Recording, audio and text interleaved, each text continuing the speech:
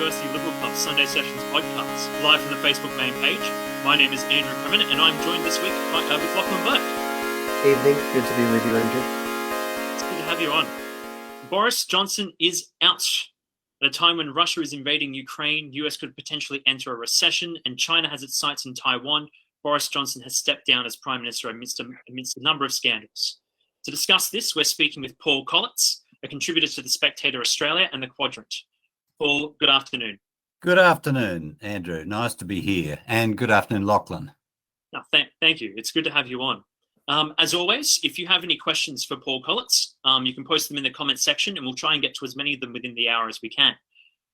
So, Paul, firstly, tell us a little bit about yourself and how you came into writing about politics.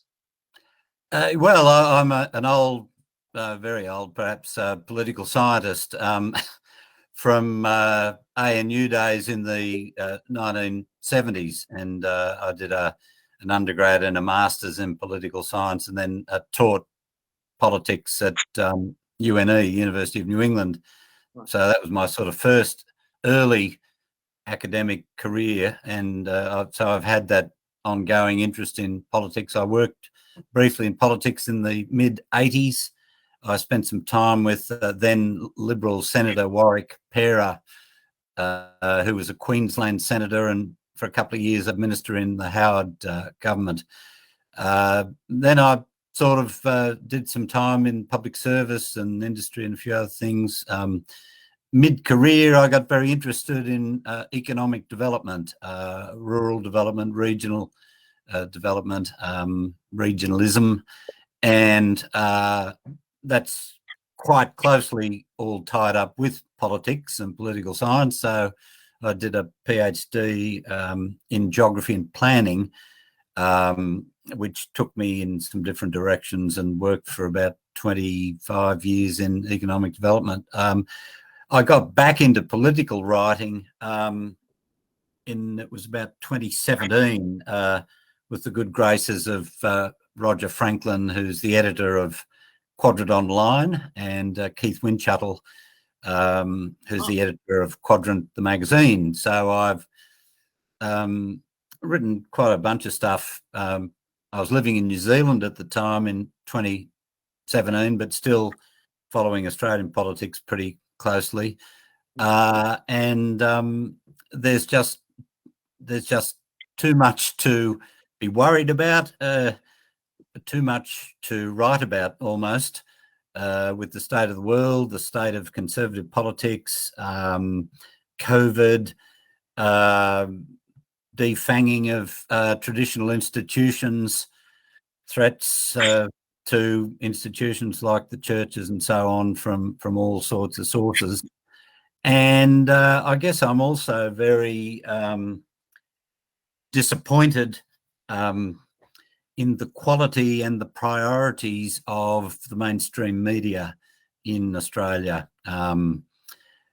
Mentioning I was living in New Zealand, it's even worse there. There's just, there are just no remotely prominent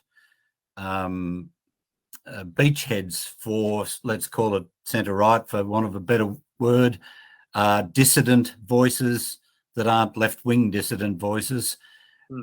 It's got a couple of sort of national newspapers, and but that's another story. New Zealanders and how they relate to international events and their knowledge of, I mean, you don't know what you don't know. And there are a lot of things Australians don't know because the media doesn't go near a whole bunch of topics. Some are worse than others. But so I feel that I've got something to say. There's an endless number of topics to write coherently and with hopefully some originality and insight that I just see lacking in. And, you know, thank God for places like Quadrant and The Spectator. I mostly do the work I mostly do in writing is for an outfit called Politicom, and that's an online. Don't know whether you know about that one. That's an online, slightly non-mainstream centre right. Sean Burke is the name of the guy that edits there, and people like David Flint right there. I've written for there as well. Oh, there you go. Right. Okay. So that's where I mostly pop up, but in these other places that you mentioned as well. There's another terrific one called A Sense of Place magazine. John Stapleton is round about my vintage and worked many years ago for the Oz, and he's the editor of A Sense of Place. And he was, he's been very good to me.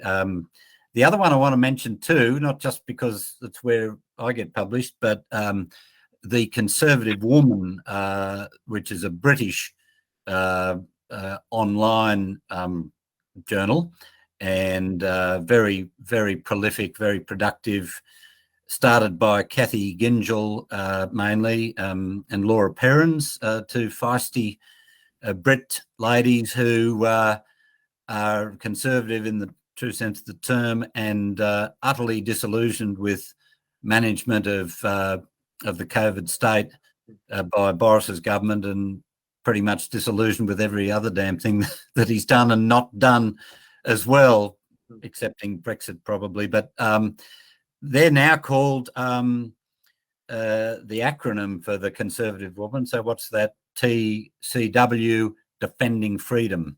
Again, it's all free stuff. There's no paywalls. I think Spectator Australia's somewhat paywalled, not Quadrant. But if anyone wanted to catch up with my work, everything I do is on my Substack account, which I have found to be very fruitful and an excellent platform for writing, which I've just joined a few months ago. So I've probably gone on too long, but that kind of pulls it all together. So Boris Johnson already had a lot of celebrity before he became a Tory. He edited the UK Spectator. He was a student of the classics. He was the mayor of London. How did that kind of personality fit in with the Tories? Yeah, the other night there's a very good relatively new network called GB News, Great Britain News, and Mark Stein, who's I'm a great fan of, has got a nightly Monday to Thursday show there. So after Boris, it was before he resigned, but it was after those other guys started resigning on him, and it looked like his goose was cooked.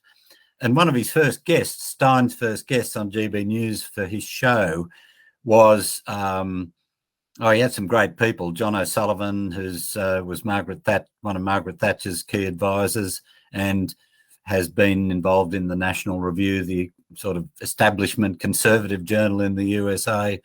But he had Conrad Black on first, and Conrad owned, I guess he owned the Spectator for a time, and Conrad Black also ran the London Telegraph, which is a sort of a very much a Tory newspaper. Right. So they were talking about Boris and his achievements and his personality, and Conrad Black had employed Boris as editor of the Spectator. And so he had some very strong views about him, and he said he was an excellent editor, entirely untrustworthy in what he'd say to people about what he was doing and not doing. Conrad Black insisted, you're not going to run for politics again, because even in those days, Boris had already run for a Conservative seat somewhere or other. And he said, oh, no, I'm not going to, no, if you don't want me to run for politics, I'll edit the Spectator. And 2 weeks later, they found out that he'd already put in his papers for pre-selection for other Tory seats. But Conrad Black said, oh, he was a great editor, and, why didn't you sack him for lying to you? And he said, but he was just such a great editor. And Boris had a way even then of creating a sort of narrative about himself as this offbeat, eccentric, Mark Stein jokes that he spends a whole lot of money going very carefully going to hairdressers to get them to mess up his hair. So the messed up hair is a creation. It's policy. The messed up hair is policy, not lack of attention to detail and grooming and so on. So yes, Lachlan, he's had this persona. It's not a typical Tory persona in some ways. He's very establishment. He's got this strange and in some ways unlikable father who's been a very powerful influence on him, Stanley Johnson. I don't know a lot about the father. The sister Rachel used to write for The Spectator. She famously or infamously took her top off on national TV in the UK. It was suitably, blurred out. And that was her protest as a Remainer against Brexit. And the younger brother, Joe Johnson, was for a while a cabinet minister under Boris. So he has been eccentric. He's also had this history of, well, you'd call him a libertine, I think, rather than a libertarian. And his personal life, his marital arrangements, affairs, arranging abortions for girlfriends. But I don't know why I'm laughing about that. So he's had a crazy person. Well, maybe it's not crazy. Maybe it's what a lot of people have these days. But he's had an up and down and all about personal life. And now, of course, married to someone who is unkindly called by some of her enemies Princess Nut Nut. That's Carrie Johnson, who was a Tory apparatchik, and presumably that's how she met Boris. But he's colourful. He was probably, I mean, a lot of people say about him, he's great at politics, but not great at governance. He can win elections, and that for the Tories, I think, was his attraction, particularly after the unspeakably ordinary and whatever else you might want to say about Theresa May, who was kind of an accidental prime minister in the way perhaps that Scott Morrison has been.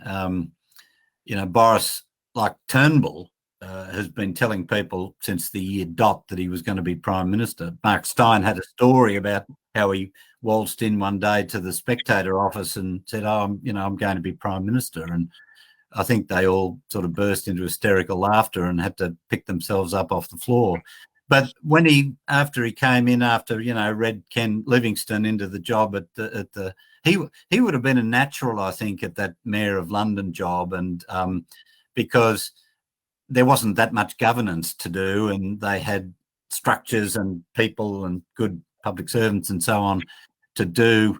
So Boris could just be this sort of gadabout figurehead and do all the good news stuff and go to the Olympics and do all that. So it's a strange relationship, and his Toryism has been very strange as well. I said his sort of personal life was very libertine. People have said he's a libertarian, and therefore all the COVID stuff was out of character and he wouldn't have wanted to do that. But I don't know. I haven't been a student of Boris's all the way through his career. His presence for us Australians and for observers at some distance has been episodic, and he appears in different roles and gives pretty funny speeches and has written some quite good books, including a couple on Churchill, his hero. And I mean, there the comparison ends, I think. So he's had these rhetorical flourishes, but in terms of policy, I don't know, other than he's famous for Brexit. But even it's been suggested there that he wasn't a heart and soul Brexiteer, but he saw which way the wind was blowing. Well, if he saw, a lot of people didn't expect Brexit to get up, of course, but it's been suggested that by the way the wind was blowing, the way that Brexit might help him politically to manoeuvre his way into the top job. And people have said as well, given that he's been so ambitious for so long to get that top job, why hasn't he done more with it? He used to always say, I want to be a leader of consequence, a consequential leader. And he might have this legacy of, I got Brexit done, but I don't think we're still there yet with Brexit, by the by. But he won't be remembered for much else other than, fiscal incontinence of his government and the magic money tree and getting everyone to clap on a Thursday night for the NHS and all that other stuff to do with COVID. He was less bad and less totalitarian than some of his global peers. I mean, some of our Australian premiers were sort of world's best practice in COVID fascism. Long-winded way of sort of answering your question, Lachlan, but a strange relationship between the Tory, but isn't the Tory party itself a strange beast now? I mean, it's obviously a very, how should you put it, cosmopolitan bunch of people. If you look at the leadership contenders now, no one could accuse them of being sort of old, white, male, pale and stale by any stretch. I mean, when you're replacing this sort of bohemian character with only casual coincidence of conservatism, Boris, with some of the people that we've got coming up, the Tory party itself, Lachlan, has changed over time as well. So yeah, it's been a strange relationship. Yeah. Well, do you think, because this is a problem all throughout the West, in that conservatives don't have a clear identity, especially a clear identity in social conservatism as well as some sort of identification, sometimes even with their own history. There was one article you wrote in the Quadrant about how Boris Johnson is comparable to Scott Morrison. You said it in the worst possible way. Both governed through massive spending, had interest in net zero emissions. Boris is much worse than Morrison was. Boris is either a genuine greenie, a real dark green greenie, or he's been persuaded to become that. Whereas I don't think, I have no idea what Scott Morrison believes in and believed in and why he thought he was there. I think, I'm not sure that Boris knew why he was there either. So, I think there are some comparisons. I think there was a bit of a coincidence which led me to thinking about the connect between them because of Boris's exit, or at that stage likely exit, almost coinciding in time with Morrison, and both of them having been not originally elected by the people.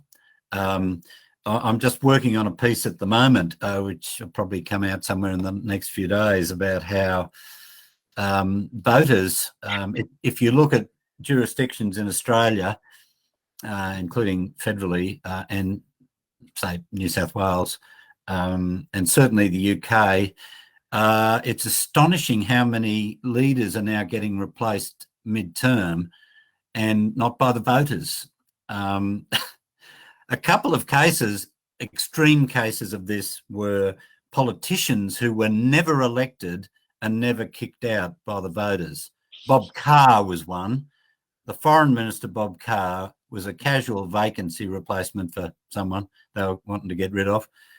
Swanned in, Foreign Minister, wrote the diaries, did a few things with Kevin Rudd in his dying days. And then I don't think he wasn't up for re-election in the Senate in whenever that was, 2013. And then he just resigned, walked out. So the voters of New South Wales never voted Bob Carr in or out. There was another Queensland guy, a Liberal guy, Santo Santoro, who was a great old factional player, in the Queensland Liberal Party who did the same. So there's this emerging trend. There are a couple of extreme examples where the voters don't even come into it. And you might say, well, voters vote for parties, not prime ministers. But normally, I think we would like a say in determining the record of the government of a particular prime minister and expecting leaders to front the people to either try and get into office or defend their times in office. So if you look at New South Wales, the last Liberal Party leader elected that was already there from the previous time was Barry O'Farrell, and everyone since has come in. Same with the leaders of the Labor Party in New South Wales, Gillard Rudd. We're just almost bystanders, and the UK has been the same. Boris did win an election, and he's not going to be there for the next one, so it'll be someone else. Scott Morrison came in, Malcolm Turnbull came in, Julia Gillard came in, all mid-term. So it's a crazy development in so-called representative democracy that that we're seeing. But what was the question? Well, we were talking about whether we're seeing trends in how centre-right parties in the West get into power. But I'd like to make a comparison. You're looking for other comparisons. What about comparing Boris Johnson's exit with King Edward VIII's exit? He was only in power for a year. Right. He was replaced by his brother Albert, who became King George. We spoke with Neil James of the Australian Defence Association, and he mentioned we're basically in that moment right before World War II. We're in the he said like there are startling similarities, and here we have, in my view, a similar sort of a man of similar character to King Edward stepping down. What do you think? What do you think about this? Yeah, I certainly hadn't thought of that, but that comparison. But one of your earlier points a few minutes ago, Andrew, was you, or maybe it was Lachlan, who was talking about all the big things that are happening in the world, and at the end of the day, it was and important things requiring serious people addressing them in serious ways. I mean, there was a great old film, not that old, a film in the late 90s called Wag the Dog, starring Dustin Hoffman, and it was all about Bill Clinton and what's her name, Monica Lewinsky. Basically, it was about a president coming up for election, facing a sex scandal, and so the president, just weeks out from the election, hired a Hollywood producer, who then hired a sort of creative guy to put on a pretend war. It almost sounds a bit Yes Minister-like, and there was Sir Humphrey once did sort of suggest to Jim Hacker, well, how do we get out of this? And well, we can have a war, a small war. And I mean, we had what was the Ronald Reagan one about which Hacksaw Ridge, the Clint Eastwood movie, was made? Grenada. I mean, and to me, Ukraine is not a pretend war, and it wasn't started by Joe Biden or Boris Johnson, but the narrative development and the management of it, pumping in the advisors and the weapons and all of that, but staying back. The Germans are regretting that now, of course, when they can't cool or heat their homes and run their industries. But these are all serious questions, and Boris has gone right in the middle of a war, and now you've got this kerfuffle for several months while they decide who's going to be the next person, and then they'll have to develop their policy approach and all of that. So you've almost got the pause button in one of the critical economies in the world. But even before Boris went, it was like there's this Ukraine tourism that politicians are now engaging in. You fly off to Ukraine and have a selfie taken with the bloke who runs Ukraine, Zelensky.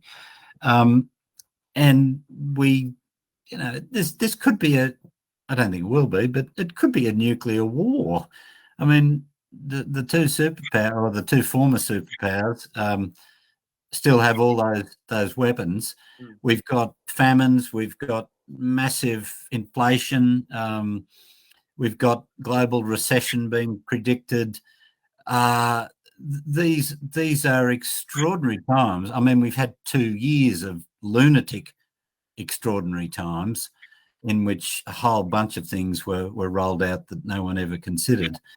So yes, there's 2 points about that. So there are real problems that need a Churchill, not a Scott Morrison or a Boris Johnson, despite Johnson's great affiliation with he's no Churchill.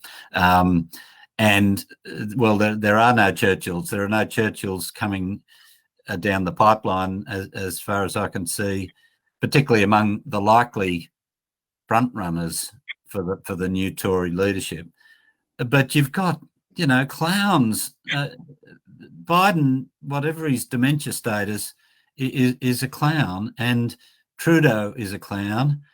Macron mercifully has, he's just like a World Economic Forum banker type guy who has come up with this sort of strange centrism. I'm not quite sure in what sense Macron thinks he's a centrist, but you've got these strange people who go off and meet. I don't know whether you've seen any of the photos that they take at these G7 type things, and Boris is there in the middle with his arm around Joe Biden, and these are an astonishing bunch of people that are peculiarly unsuited to very tough times, and whose incompetence at best and malfeasance at worst has created a whole bunch of the problems.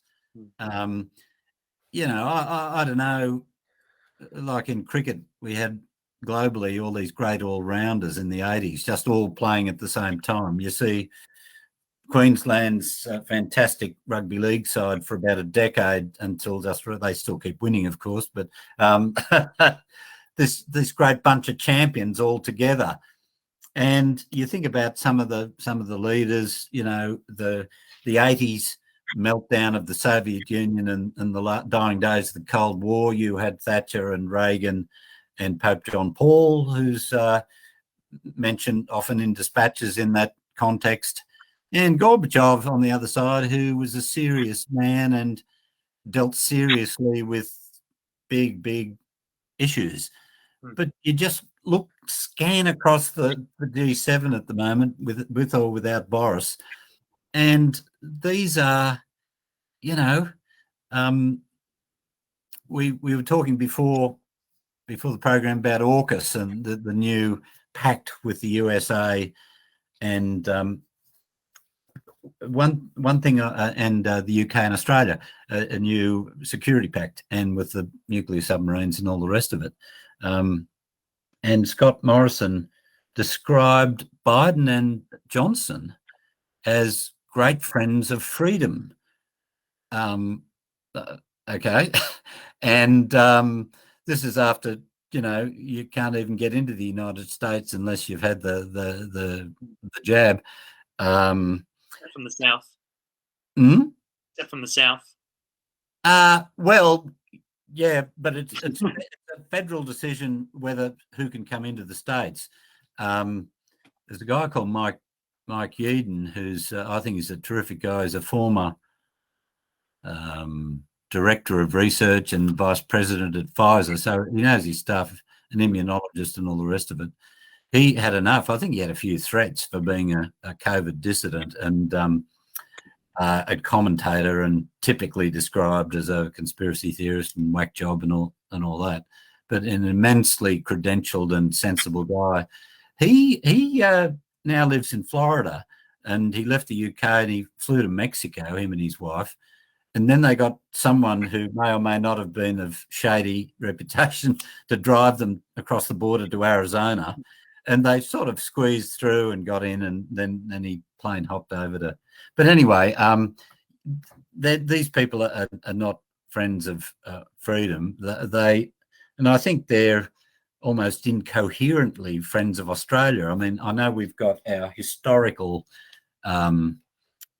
brotherhood, or whatever you want to call it, relationship with Britain, and the post-World War II friendship with the USA, and people of different ideological persuasion will hook up with their mates, their ideological mates in those other countries, and talk up the special relationships. But that was strange things were being said about these two ineffectual, sort of second-rate, almost joke leaders. I mean, and people still say, but Boris might have, two things they say. Boris might have possibly won the next election if he'd stayed on as leader till that, unless the whole party was imploding. Such is his skill set as a retail politician. And secondly, we don't know whether Boris's replacement is going to be better or worse on a whole range of things of concern, particularly to Conservatives. And there aren't that many Conservatives in the Tory party anymore. If there are, they've gone along as corporate team players largely. There have been like the Steve Baker type people on the backbench, and Sir Desmond Swain, I think his name is, who've been aghast at some of Boris's lockdown strategies and so on. So there are Conservative voices there, but the Conservative Party doesn't seem to be serious about governance and doesn't seem to be serious about conservatism. And I think that was the hook that I was trying to make with Morrison and Johnson. They were both lacking in both dimensions. And if you're not going to be a Conservative in a Conservative party as a leader, at least be good and be competent and stick to your promises. Don't do stuff that you didn't tell anyone you were going to do. Do things that you said you were going to do. Don't lie routinely to the people, etc., etc. And without going into graphic detail, these two folks didn't meet those criteria. Sorry, Lachlan, you were... Interesting that you mention a lack of great leaders and second-rate leaders, but you also mentioned that Boris idolized Churchill a lot, and he wrote biographies of Churchill. And so do you think that Boris really aspired to be a great leader, or was he just an empty suit? Was he just in there to get elected, just good at electioneering? Did he have real ambitions? Yeah, good question. And pundits far more knowledgeable than I have not been able to answer it. I think maybe what appealed to him about Churchill was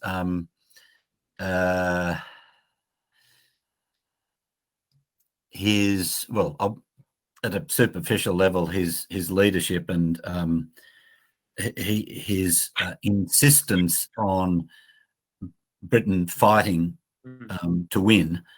You know, Reagan's old line about the Cold War was following all the détente years of Jimmy Carter and all those other people, Nixon even, and Kissinger.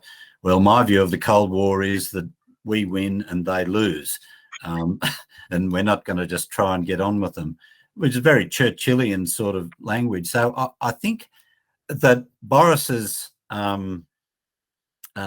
sense of the dramatic and the theatre of politics and the public-facing leadership style of Churchill, I mean, Churchill's only known for one thing, and that's winning World War II. And then, of course, the Brits kicked him out and put in Clement Attlee at the very first opportunity.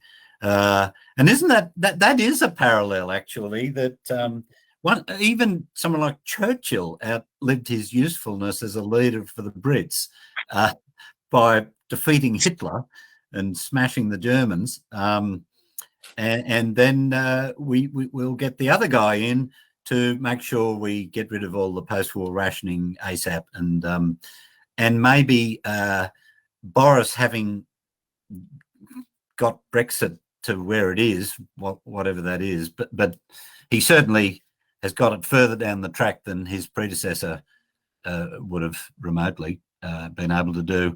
So maybe Boris's utility as the Brexit guy and nothing really much else means that now he's dispensable. And Churchill was the indispensable man who very quickly himself became dispensable. But I don't know that Churchill was a great. I mean, he was in and out of different parties and different things. You wouldn't call Churchill like a Thatcherite. And you certainly wouldn't call Boris a Thatcherite. Her leadership style and her dominance might have appealed to Boris, but he's not a policy wonk. He's never been a policy wonk. And his big things have been disastrous for Britain. I mean, he inherited the Brexit vote and made it into a political, somehow dragged the Conservatives to victory, to a substantial victory in 2019. And in the face of the UKIP party, which then became the Brexit party, and, Boris, and say people like Nigel Farage, who were the real Brexit people, always had a few question marks about Boris and his commitment to Brexit, and he suddenly emerged, and that gives credence to that view that he was sort of using Brexit to get there. But yeah, Churchill was his guy. And he's a good writer, and he's not Boris, and not a bad speech maker. And you can see how Churchill would have appealed to him, but neither of them, ironically, Conservatives. And of course, in a way, Margaret Thatcher was not particularly a social conservative herself. Roger Scruton, the late Roger Scruton, one of the great British conservative philosophers, and one of the great British philosophers of our age, wasn't particularly a Thatcher guy, and because he never saw fixing the economy and making the British industry great again as the main game long term. Culture being upstream from politics, as they say, and so on. So you get some very interesting and very different sort of leaders, and they face what's in front of them at the time. And if they're allowed to stay, unlike people like Tony Abbott and so on, who were defenestrated before their time, if people go full term or have a good run at it, along the way they decide why they're there and what they want to be remembered for and what their thing is. And you can only judge them in a way on what the problems are that they face and how they deal with those. But all those, wars and threats of war and the net zero bastardry, really. It's not just idiocy, it's bastardry what's happening in the UK and will happen here if all those funny coloured people that kicked out all the Liberal moderates and won those seats get their way. I'm rambling as I do, but hopefully there's some interest in the ramblings. Well, yeah, I'll mention we've only got about 15 minutes left. Yep. He looked up to Churchill. I think there's a quote of G.K. Chesterton that said, "I've never seen a statue dedicated to a committee." You had Trump as who had a bust of Churchill in his Yeah. office as well. So it does sort of make me wonder what are the qualities that actually make a great leader. And going off Roger Scruton, who defined philosophy as the study of everyday life. It's not merely about meaning, but then how it's applied. So it'd be very curious to see, what makes a great leader, especially what makes a great conservative leader in the various shades that we have. We've got now a leadership contest for the prime ministership. Who are the players involved? Can you tell us something about the relation with Boris Johnson? And also, is Jacob Rees-Mogg still in the running? Because in terms of a conservative leader, he's no longer in the running. He never was. He never was. No. Dominic Raab is another one of those guys who's been a minister. He's been in and out around the traps, as has Michael Gove, for some years. And none of them were runners in the candidates in the new poll. So Jacob Rees-Mogg is supporting Liz Truss, as I understand it. Now, I've been at this conference we were talking about off camera for a couple of days, so I haven't kept right up to date with who's still in and who's not. But as of a couple of days ago, some of the front runners are you would expect them to be in that position. The former Chancellor, who was one of the two, Rishi Sunak, who resigned, and remind me who Sajid Javid was the other one, the Health Minister. So they were two big names. Chancellor and Health Minister walked out on Boris strategically, no doubt. But Sajid Javid was eliminated fairly early. So there are about a dozen or so. And to be honest, I'd never heard of some of them, but a couple that I hadn't heard of have been supported by very strong conservative voices in the UK. One was a woman called Suella Braverman, and she appeared to be, I haven't looked into her, but certainly probably of overseas parentage, but I'm not sure. I think of Indian background maybe. And is it Kemi Badenoch, the second lady that I had never heard of. They were both minor ministers. One of them's the Attorney General, not a minor minister, but they've had so many people, so many prime ministers in recent years means that they've rolled through dozens and dozens of ministers as well. So Sunak is reputed to be a billionaire with his wife, a city guy. Not a Thatcherite, particularly in terms of being an economic dry. I think they're pretty much, apart from Braverman, who's gone, and Badenoch, who hasn't yet gone. She's still in there. All the others are social liberals. It's almost de rigueur now in the Tory party in the UK that you're either, cheering the woke revolution or you're not resisting it. Yeah. Either because you don't have spine or you don't care. The other one is Penny Mordaunt, who is, I think, still most famous if you look at Google searches for going on this TV show nearly a decade ago called Splash.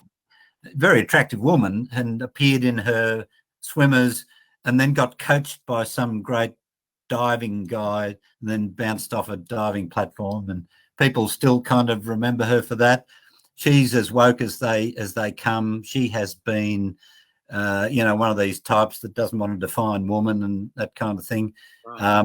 I think she's certainly been a minister, and only recently a senior minister. But I was just reading before an interesting article about some character that's a billionaire that's supporting her and running her campaign. And so she is kind of number two to Sunak, but the voting system's so deliberative and complex and so on. But they're the main ones I know about, and I wouldn't be able to say exactly what their relationships were with Boris. Sunak was a Boris guy, right? Until he walked out the other week. But the others, Jeremy Hunt, I think might still be in there, although he might have gone by now. Well, if I can tie an audience question in, will the Conservatives ever shelve their climate change policies? Oh, well, I hope so. Well, do you know who the front runners to make money on that? If Badenoch ended up, and she is still a serious contender, she's Conservative all down the line, and that ain't Conservative. That net zero rubbish that Boris has been cheering for. Mark Stein's way of putting it was, so these people are wanting to outlaw the internal combustion engine by 2030, which I thought was quite a good way of, and an arresting way of putting it. But these days, rational argument doesn't get you very far in politics.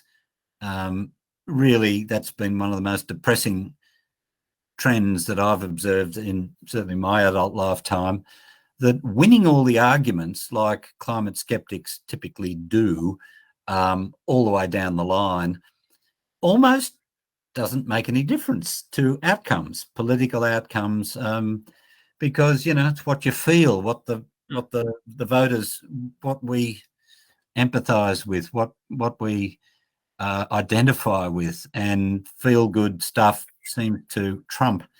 So I think I don't know whether Sunak.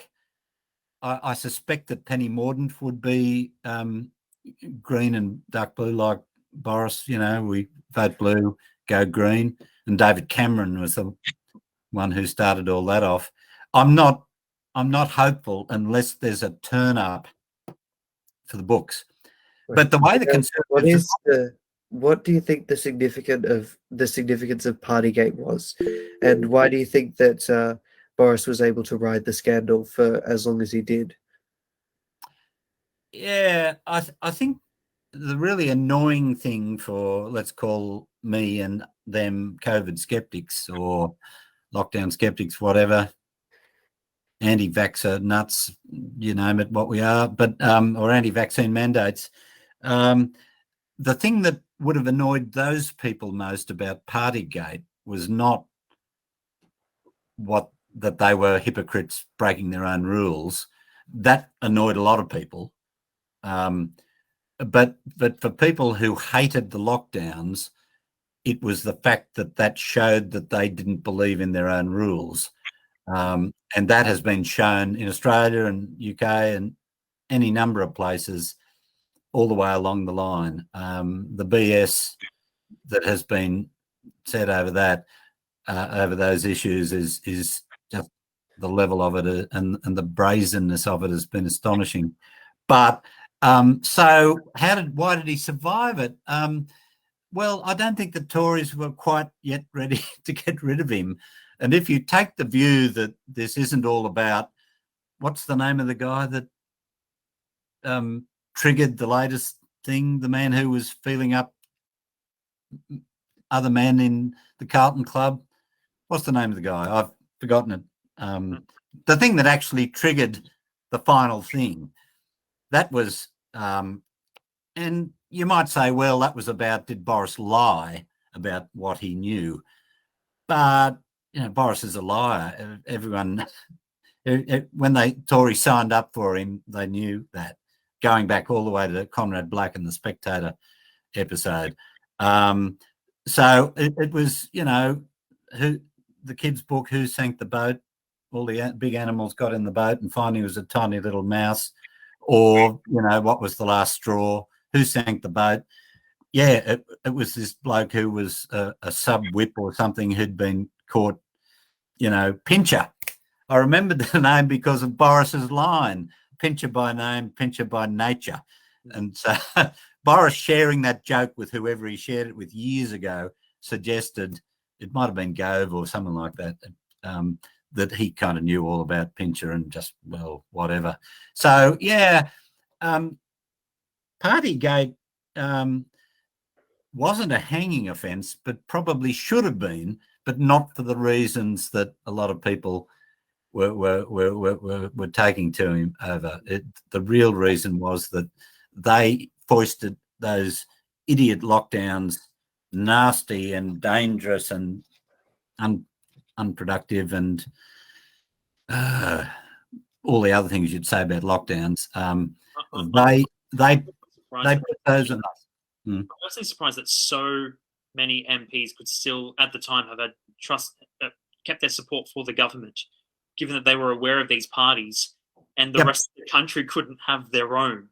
Yeah, and the worst image of all, I think, has got to be, whether you're a monarchist or a Republican or whatever, was the image of the Queen at the Duke of Edinburgh's funeral, when she was sitting there in the chapel on her own with none of her family. I mean, perhaps some of her family she wouldn't have wanted there, but anyway, that's another matter. And the desperate loneliness and sadness of the woman who just lost her husband of whatever 70 odd years. And I think that was even one of the days when they were having one of the number 10 parties. I think that was the case. And yeah, so that would have been a really important issue for a lot of people, but for me it showed something else about the man, and the fact that whatever else he thought about lockdowns, they weren't for him. But he's not Robinson Crusoe. There are a lot of other political leaders have been similarly shown to know that they're lying about, well, masks, vaccine mandates. We've got a pandemic of the vaccinated now, despite what Joe Biden and others have said. But look, those things aren't making the papers, and so a lot of people in voterland don't know what they don't know. But something like the Partygate thing will stick in your mind.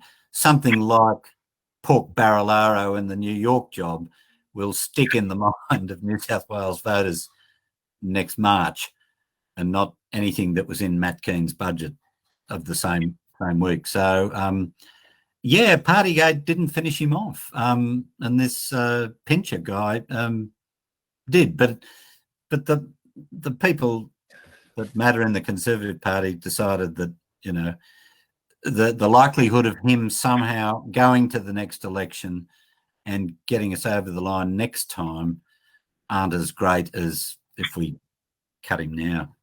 Well, you paint a rather bleak picture of the future for us in regards to Britain, as well as well. Let's not forget that after all this rubbish from the Conservatives, which, as I say, doesn't include conservatism or good governance, after all that, we're going to get probably a British government. And the punters over there won't be so scared next time of Keir Starmer as they were of Corbyn, who seemed to have been a rabid left-wing Marxist, whereas Starmer's seemingly who knows exactly what he is. But as soon as the left of centre gets back into office, like with Albanese here and the net zero push, but the preceding Conservative governments, alleged Conservative governments, opened the door wide for that action to happen. So in terms of legacy of Johnson, I mean, his legacy might be Sir Keir Starmer. And unless all this Dumbo stuff about windmills and solar panels, rather than either, in Germany's case, say either nuclear or coal-fired fossil fuels, unless they get so scared quickly of what Putin can do to them with energy and food shortages and so on, and cost of living, You've seen even people like Matt Keane in New South Wales and the German ministers very quickly, and he's a Green, the German energy minister, I think. He's a Green in that coalition of parties that govern Germany, doing backflips and calling for reopening the coal power stations. So, reality can smack anyone, even a left-winger. But at this stage, you'd expect Starmer to win and that to be part of Johnson's legacy. And because Johnson was so green, you won't notice the difference. So probably the most interesting question of the lot is whoever wins out of this bunch of people, that's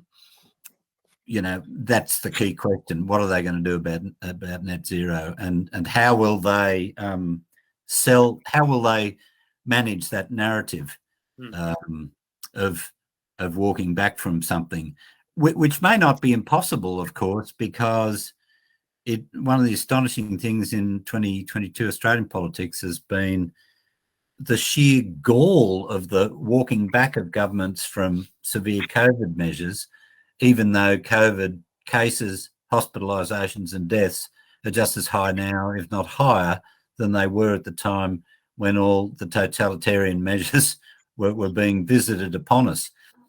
And no one seems to have noticed even and asked the question, how can you people, live with yourselves? What was all that about? So politicians as marketers can get away with some crazy stuff. And so maybe the successor to Boris will be able to, with a straight face, walk back net zero and say, well, that was then, this is now, here's our current problems. We're not going to get there with pretend power. We need real power. Yeah. Well, you've mentioned, they've been, they're able to get away with a lot of things, but their legacy usually involves welcoming in the opposition.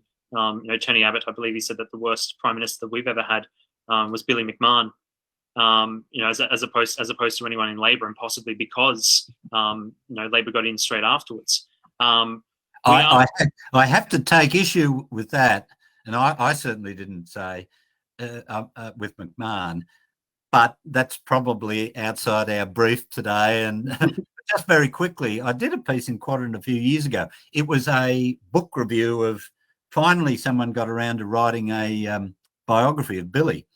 And everyone, it's just like you absorb it as a student of politics, the worst since McMahon.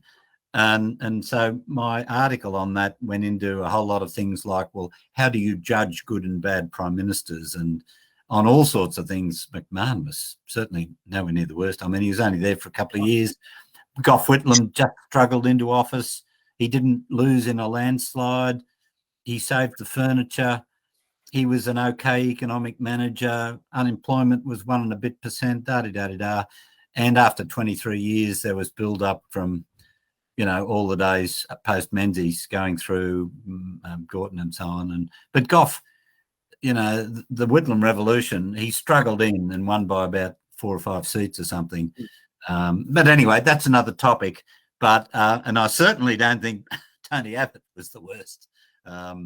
But again, that's a topic for another occasion. Yeah, I was hoping to cover that. You did have an article regarding calling for Tony Abbott to be Prime Minister, but we are, Prime Minister of the UK, but we are out of time. That was a bit of whimsy, that article, off the back of something that Mark Stein had said, but there was some substance to it too. Tony was born in London, and I think people from the Commonwealth can become Prime Minister of Britain. There's a rule that some Canadian guy did 100 years ago, and so it wasn't complete whimsy, and Abbo would be way better than anyone that they're putting up over there at the moment. He's an Anglophile, so yeah.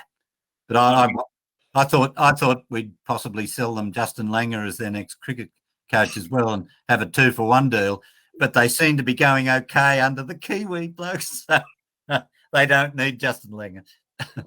Well, a man can dream, though. We are out of time.